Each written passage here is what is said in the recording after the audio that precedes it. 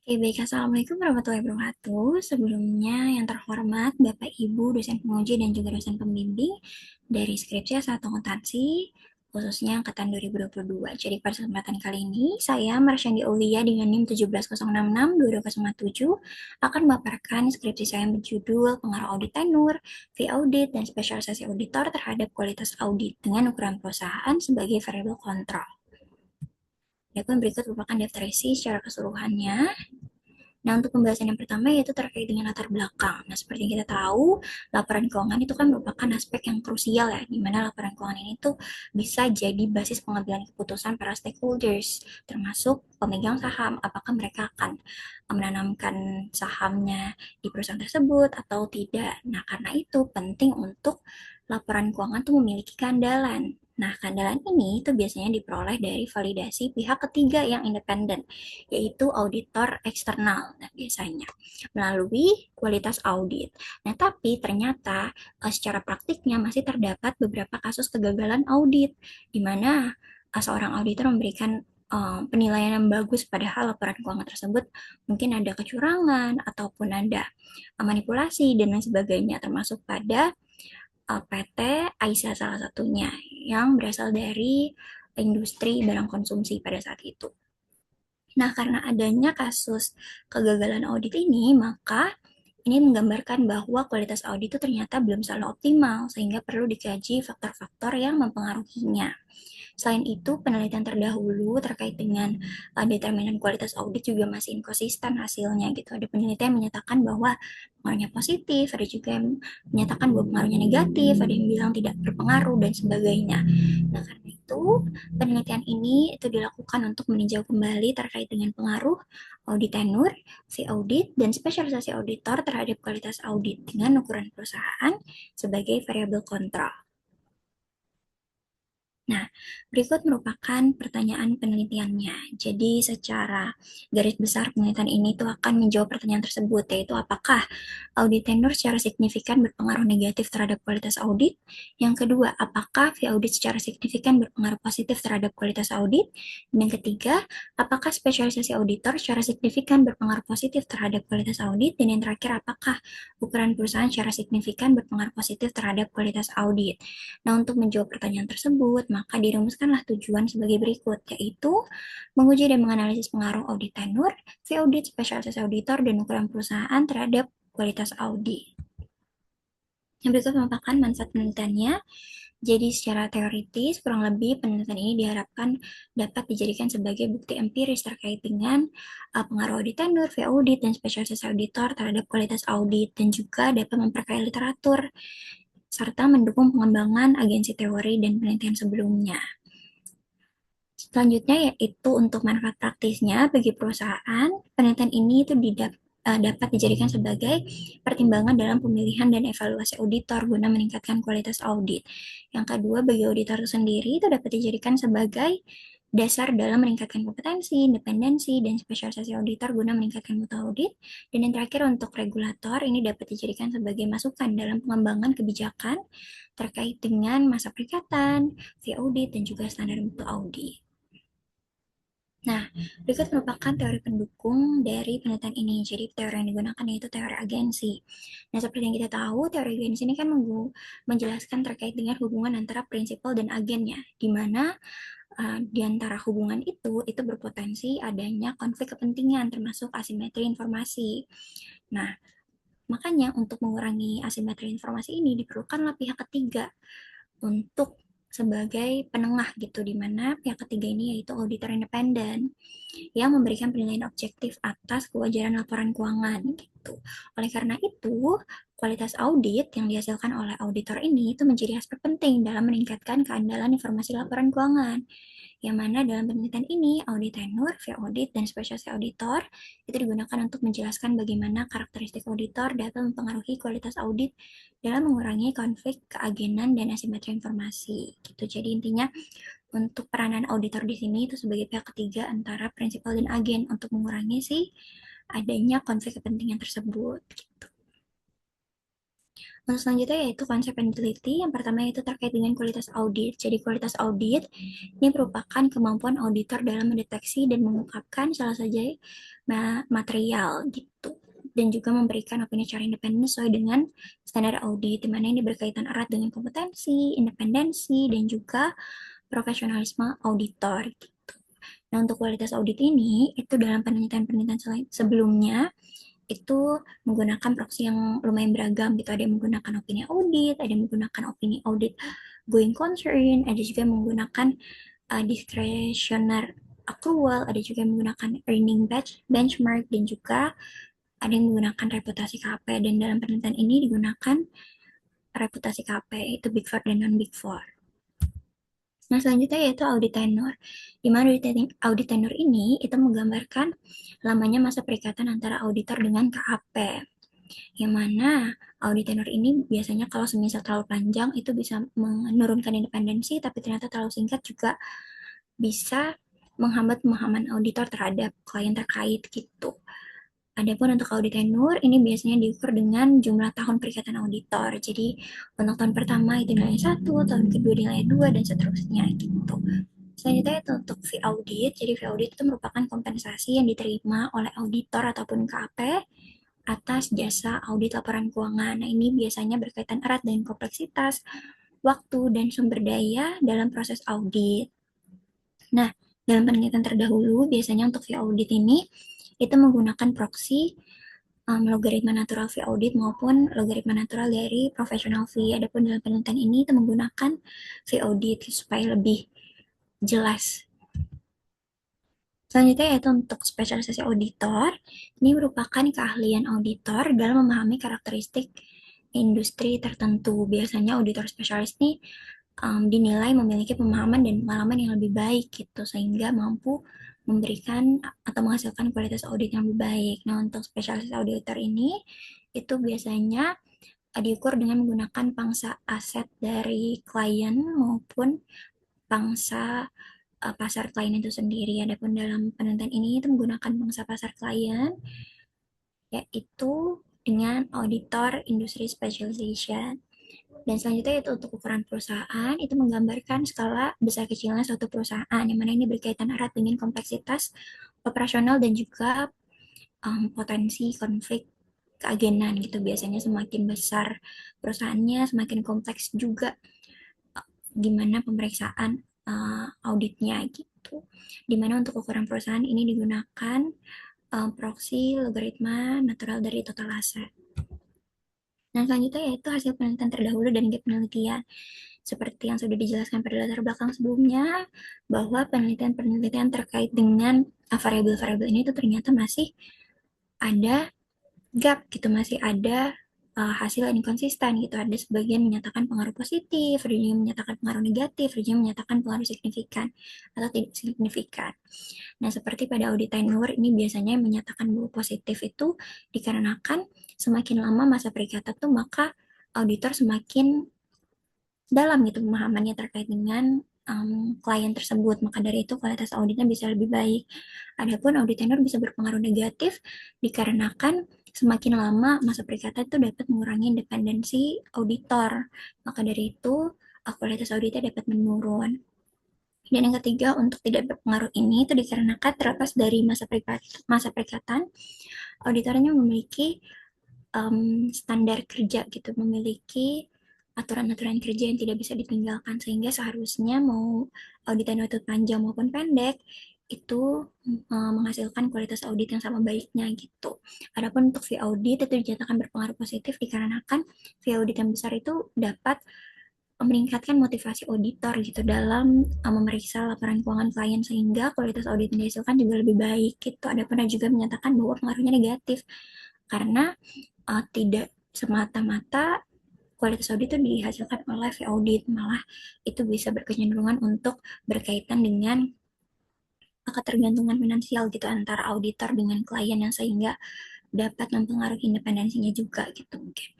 Terus yang ketiga itu tidak berpengaruh signifikan, kurang lebih sama, yaitu terlepas dari fee audit itu auditor memiliki standar kerja yang sudah diatur gitu. Jadi terlepas dari VOD besar ataupun kecil, mereka diwajibkan untuk menghasilkan kualitas audit yang baik gitu.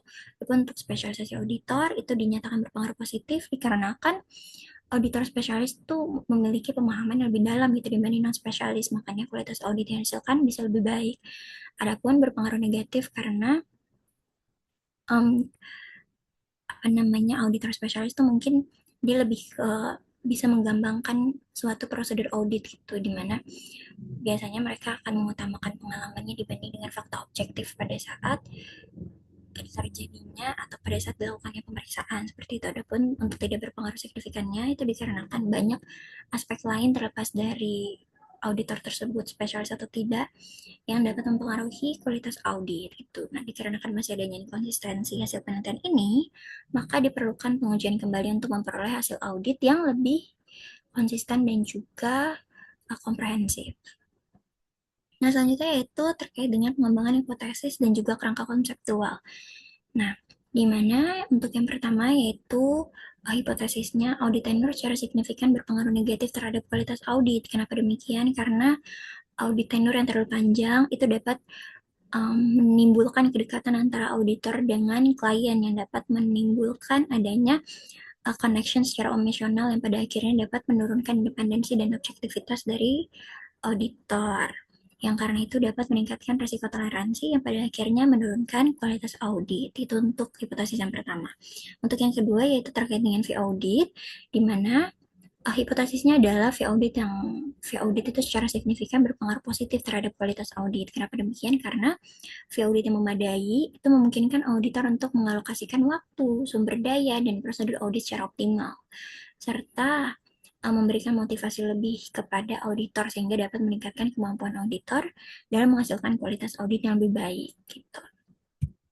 Selanjutnya yaitu untuk spesialisasi auditor, ini auditor spesialis dinilai memiliki pengetahuan dan pemahaman yang lebih dalam gitu terkait dengan industri yang ditelitinya atau yang diperiksanya. Nah, karena mereka tuh punya pengalaman yang lebih banyak, maka pengalaman tersebut tuh dapat mendukung pelaksanaan prosedur audit sehingga menghasilkan kualitas audit yang lebih baik. Maka hipotesis yang diajukan yaitu spesialisasi auditor secara signifikan berpengaruh positif terhadap kualitas audit.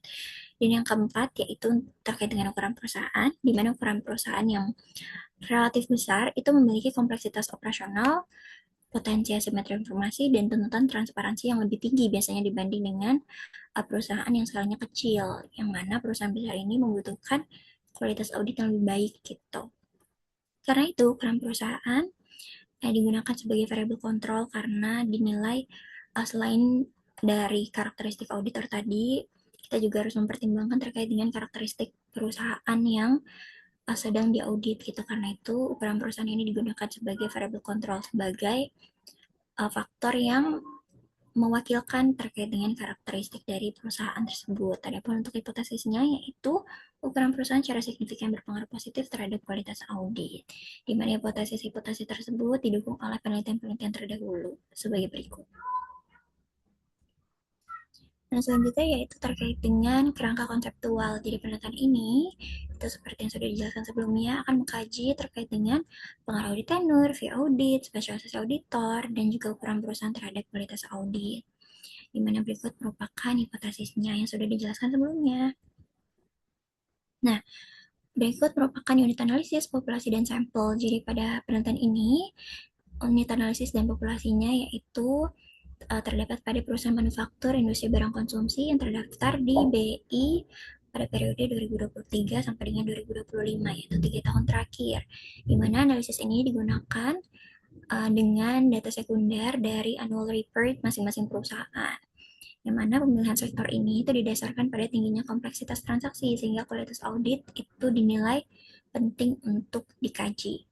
Adapun untuk sampelnya itu diambil dengan teknik purposive sampling atau berdasarkan kriteria tertentu, yaitu kriteria sebagai berikut. Jadi yang pertama itu terdaftar di BI, yang kedua itu tidak mengalami delisting, dan yang ketiga dia secara konsisten memberikan informasi yang lengkap gitu terkait dengan variabel-variabel yang digunakan dalam penelitian ini. Yang mana setelah di filter itu terdapat 59 perusahaan yang menjadi sampel penelitian yang apabila dikalikan dengan jumlah observasi, yaitu selama 3 tahun, menghasilkan 177 data. Nah, selanjutnya yaitu terkait dengan teknik pengumpulan data. Jadi untuk pengumpulan data itu dilakukan dengan data sekunder melalui annual report perusahaan yang didapatkan dari situs resmi dari BI dan juga situs resmi dari masing-masing perusahaan. Dan yang kedua yaitu penelitian kepustakaan, yang mana ini dilakukan untuk memperoleh landasan teoritis, bisa dari jurnal ilmiah, buku, dan literatur yang relevan terkait dengan kualitas audit.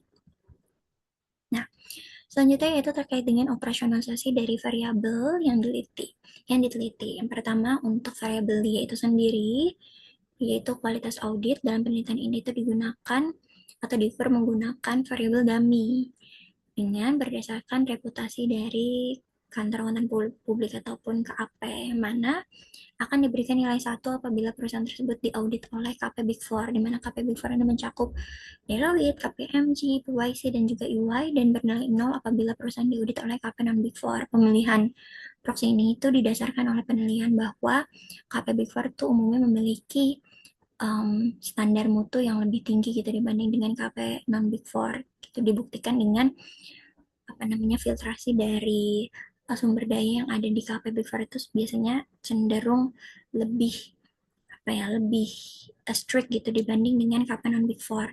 Karena itu digunakanlah proxy tersebut. Untuk selanjutnya yaitu operasionalisasi variabel X-nya. Yang pertama untuk audit tenure itu menggunakan proxy lama tahun perikatan. Yang kedua untuk via audit kita menggunakan proxy logaritma natural dari via audit.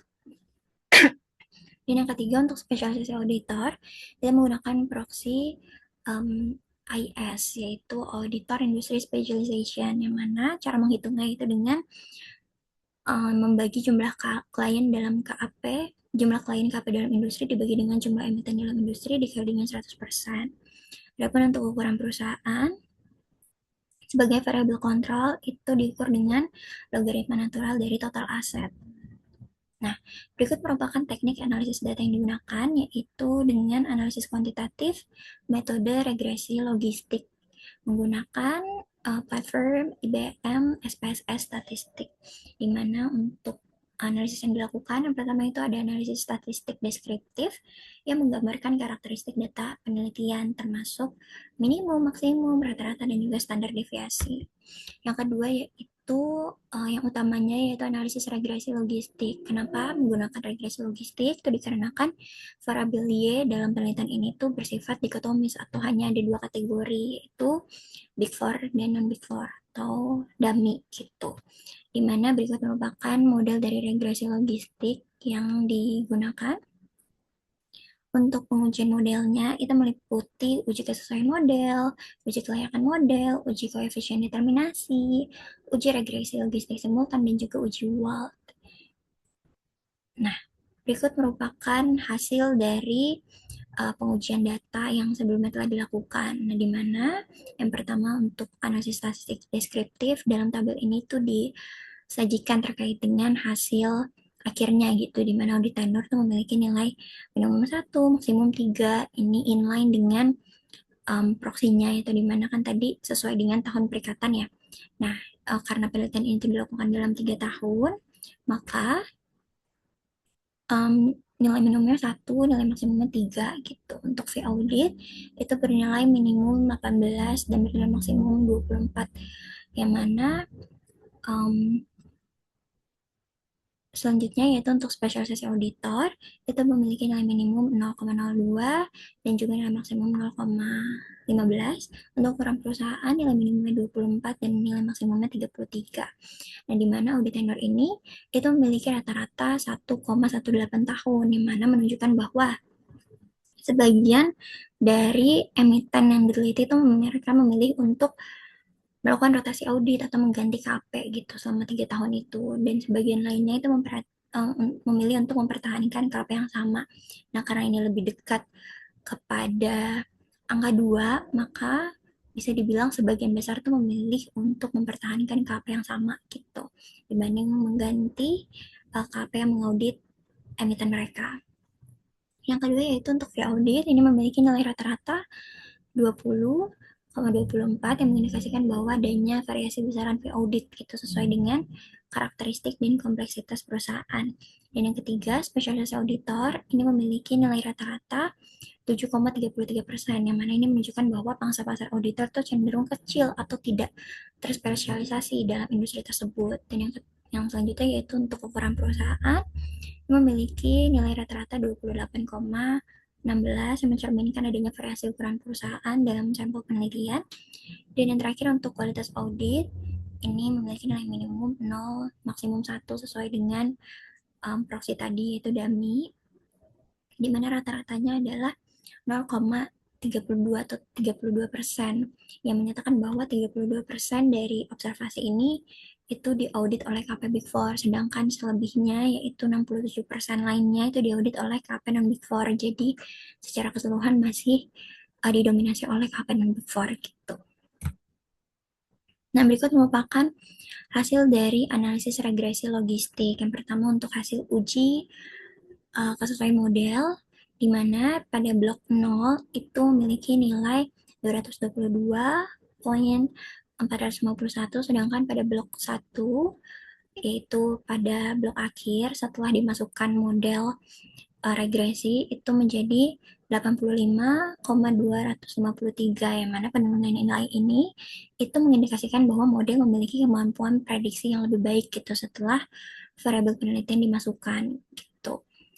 Untuk selanjutnya yaitu uji kelayakan model regresi dengan Osmer and Lam show goodness of the test. Ini memiliki hasil signifikansi 0,955 gitu, dimana ini lebih dari nilai signifikansi 0,05. Karena itu dapat dinyatakan bahwa model telah sesuai atau good fit dengan data, sehingga layak digunakan untuk pengujian hipotesis. Selanjutnya yaitu untuk hasil uji koefisien determinasi, ini menghasilkan nilai R square-nya sebesar 0,754 atau sekitar 75% dari variasi kualitas audit itu dapat dijelaskan oleh audit tenure, fee audit, spesialisasi auditor, dan juga ukuran perusahaan. Dan yang terakhir untuk uji signifikansi regresi logistik secara simultan atau omnibus test, ini menghasilkan nilai signifikansi kurang dari 0,001 yang mengindikasikan bahwa variabel penelitian ini secara simultan berpengaruh terhadap kualitas audit gitu, sehingga model regresi signifikan. Nah, selanjutnya yaitu untuk uji signifikansi parameter individual dari uji Wold, di mana secara keseluruhan ini untuk yang memiliki nilai signifikansi kurang dari 0,05 itu hanya fee audit, sehingga hipotesis yang diterima hanya fee audit, sedangkan untuk hipotesis lainnya itu ditolak, di mana audit tenure itu memiliki koefisien negatif namun tidak signifikan, yang mengartikan bahwa perubahan audit tenure itu belum cukup membuktikan adanya pengaruh terhadap kualitas audit. Yang kedua untuk fee audit itu memiliki koefisien positif dengan hasil yang signifikan, yaitu kurang dari 0,001, yang mana mengartikan bahwa peningkatan fee audit itu meningkatkan kemungkinan perusahaan memperoleh kualitas audit lebih tinggi. Dan yang ketiga, spesialisasi auditor itu memiliki koefisien positif dengan nilai yang tidak signifikan atau 0,144, di mana ini mengartikan bahwa tingkat spesialisasi auditor belum terbukti mempengaruhi kualitas audit. Dan yang terakhir yaitu untuk ukuran perusahaan memiliki koefisien negatif dengan nilai yang tidak signifikan yaitu 0,384, yang mengartikan bahwa ukuran perusahaan tidak terbukti mempengaruhi kualitas audit. Nah, selanjutnya itu pembahasan terkait dengan masing-masing pengaruhnya. Yang pertama itu pengaruh audit tenure terhadap kualitas audit, di mana seperti yang sudah dijelaskan sebelumnya, audit tenure ini tidak berpengaruh signifikan terhadap kualitas audit atau hipotesis 1 ditolak. Hal ini tuh dikarenakan setelah dilakukan penghimpunan data, itu apabila dilihat polanya, perubahan audit tenure ini tidak diikuti dengan perubahan kualitas audit gitu, di mana emiten yang memilih untuk melakukan rotasi audit atau mengganti KP itu biasanya mereka cenderung memilih KP dalam kategori yang sama gitu. Jadi apabila mereka sebelumnya diaudit oleh KP Big Four, mereka akan tetap memilih untuk diaudit oleh KP Big Four gitu. Jadi sebelumnya mungkin PYC tapi setelahnya mengganti menjadi EY gitu.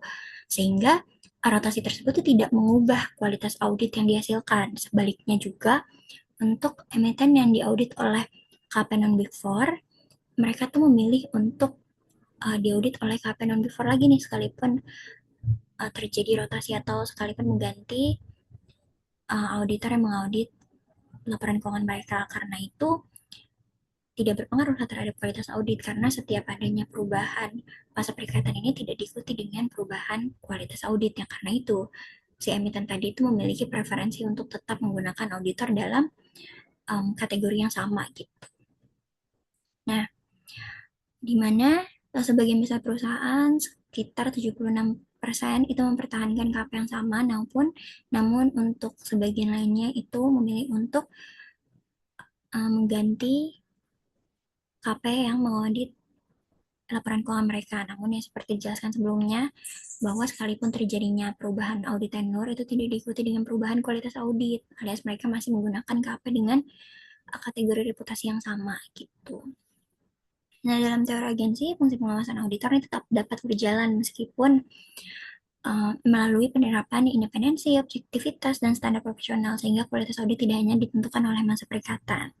Di mana hasil penelitian ini konsisten dengan penelitian Patricia, Fitriani, dan Lestari bahwa audit tenor tidak mempengaruhi kualitas audit. Nah, selanjutnya yaitu pengaruh fee audit terhadap kualitas audit, di mana fee audit ini dinyatakan secara signifikan berpengaruh positif terhadap kualitas audit, sehingga hipotesis yang kedua itu diterima. Kenapa demikian? Karena apabila dilihat dari pola data yang diteliti, fee audit dari KP yang non Big Four itu biasanya relatif lebih rendah gitu dibanding fee audit yang diperlukan untuk entitas yang diaudit oleh KP Big Four gitu. Dimana fee audit yang lebih tinggi ini meningkatkan kecenderungan terciptanya kualitas audit yang lebih baik, karena yang tadi fee audit yang kecil itu biasanya diaudit oleh KP non Big Four, sedangkan untuk KP Big Four itu biasanya mematokkan fee audit yang lebih tinggi gitu, sehingga perubahan fee audit ini itu mempengaruhi perubahan dari kualitas audit itu sendiri gitu, karena biasanya yaitu dia KP non Big Four itu relatif lebih rendah fee auditnya dibanding dengan KP Big Four. Di mana dalam perspektif teori agensi, fee audit ini mencerminkan kompensasi atas fungsi monitoring auditor. Fee audit yang memadai itu memungkinkan auditor menjalankan pemeriksaan secara optimal sehingga mampu mengurangi asimetri informasi antara agen dan prinsipal, di mana hasil ini konsisten dengan penelitian sebelumnya oleh Patricia, Damayanti, Wardani bahwa fee audit berpengaruh positif signifikan terhadap kualitas audit.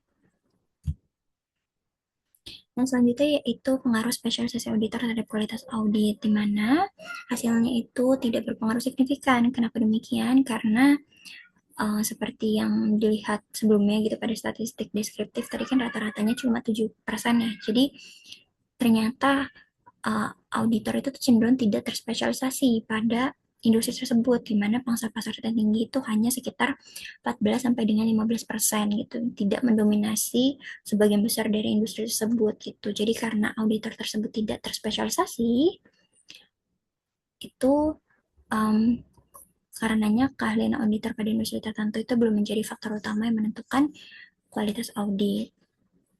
Selain itu juga untuk auditor dengan spesialisasi yang tinggi ini atau sekitar 14-15% ini ternyata tidak hanya dihasilkan atau tidak hanya berasal dari KP dengan reputasi golongan dari Big Four gitu, tapi juga KP non Big Four juga ada yang memiliki pangsa pasar yang pada industri ini tuh tertinggi atau sekitar 14%. Nah, karena baik KP Big Four maupun KP non Big Four ini di sini memiliki dominasi pangsa pasar yang sama, maka ini memperkuat bahwa si spesialisasi auditor ini tidak berpengaruh terhadap kualitas audit seperti itu, di mana dalam perspektif teori agensi, auditor spesialis ini diharapkan memperkuat fungsi monitoring untuk mengurangi asimetri informasi. Namun hasil penelitian ini menunjukkan bahwa fungsi monitoring tidak hanya ditemukan oleh spesialisasi industri, sehingga pengaruhnya terhadap kualitas audit belum terbukti. Di mana hasil ini konsisten dengan penelitian terdahulu oleh Fitriani, Fitri, Putri, dan Handayani, bahwa spesialisasi auditor tidak mempengaruhi kualitas audit.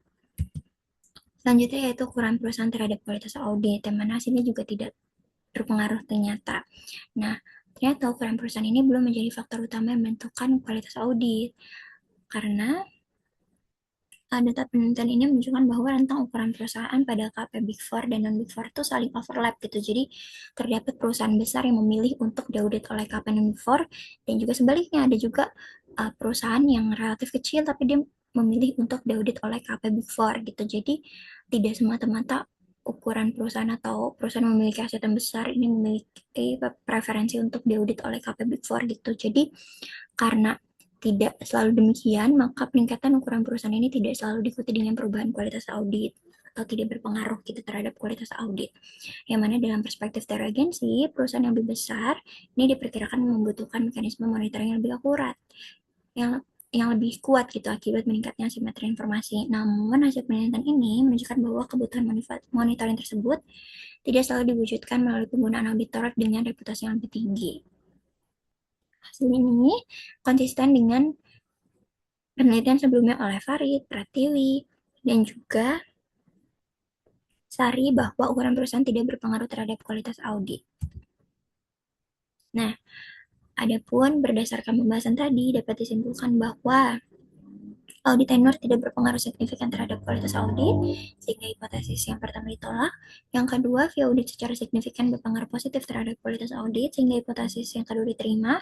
Yang ketiga, spesialisasi auditor tidak berpengaruh signifikan terhadap kualitas audit, sehingga hipotesis yang ketiga ditolak. Dan yang ketiga, untuk ukuran perusahaan tidak berpengaruh signifikan terhadap kualitas audit, sehingga hipotesis yang keempat juga ditolak. Yang mana secara keseluruhan berarti fee audit ini menjadi satu-satunya variabel yang terbukti mempengaruhi kualitas audit kita pada perusahaan manufaktur industri barang konsumsi pada periode 2023 sampai dengan 2025. Nah, berikut merupakan implikasi penelitiannya. Jadi secara teoritis, penelitian ini diharapkan dapat memberikan tambahan bukti empiris mengenai determinan kualitas audit. Yang kedua yaitu memperkaya literatur terkait dengan teori agensi, khususnya mengenai efektivitas auditor sebagai mekanisme monitoring dalam mengurangi asimetri informasi. Dan selanjutnya untuk implikasi praktisnya untuk perusahaan itu perlu mempertimbangkan kompetensi, kapasitas, dan sumber daya auditor dalam memperoleh kualitas audit yang baik, serta menetapkan fee audit yang profesional dengan kompleksitas penugasan gitu. Jadi lebih diperhatikan terkait dengan fee audit yang diberikan kepada auditor gitu. Tidak hanya memutuskan apakah rotasi atau tidak gitu, tapi menentukan fee audit yang proporsional sekiranya seberapa besar gitu. Untuk yang kedua yaitu bagi auditor itu perlu menjaga kompetensi profesional, meningkatkan kualitas sumber daya, serta memastikan efektivitas prosedur audit untuk mendukung kualitas audit yang optimal. Dan yang ketiga, untuk regulator ini dapat memperkuat kebijakan peningkatan kualitas audit melalui pengembangan kompetensi auditor, pengendalian mutu KP, dan penerapan standar profesional yang konsisten. Nah, untuk keterbatasannya, jadi pada penelitian ini variabel yang digunakan tetap terbatas, hanya audit tenure, fee audit, spesialis auditor, dan juga ukuran perusahaan. Sehingga masih terdapat faktor lain yang dapat mempengaruhi kualitas audit gitu. Mungkin itu bisa diteliti juga. Kayak secara spesifik mungkin dari rotasi audit atau mungkin dari komite audit dan berbagai variabel lain yang sekiranya dapat mempengaruhi kualitas audit. Yang kedua yaitu terbatasnya sektor yang menjadi objek penelitian sehingga hasil penelitian belum dapat digeneralisasi dalam sektor lainnya.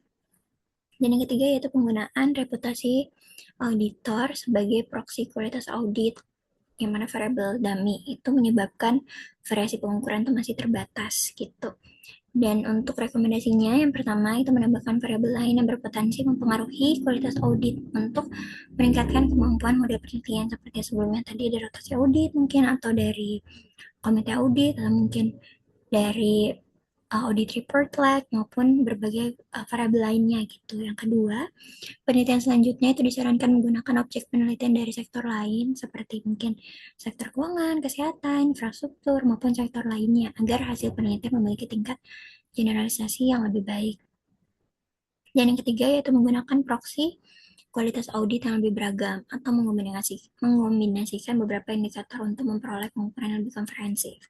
Mungkin kayak proxy lain dari mulai opini, audit atau opini audit going concern, atau juga ada accrual diskresioner atau total accruals, dan berbagai proxy lainnya sekiranya dapat digunakan dalam mengukur kualitas audit yang bisa juga dikombinasikan gitu, tidak hanya bergantung pada satu proxy. Nah, mungkin itu saja yang dapat saya sampaikan. Kurang lebihnya mohon maaf. Assalamualaikum warahmatullahi wabarakatuh, dan terima kasih.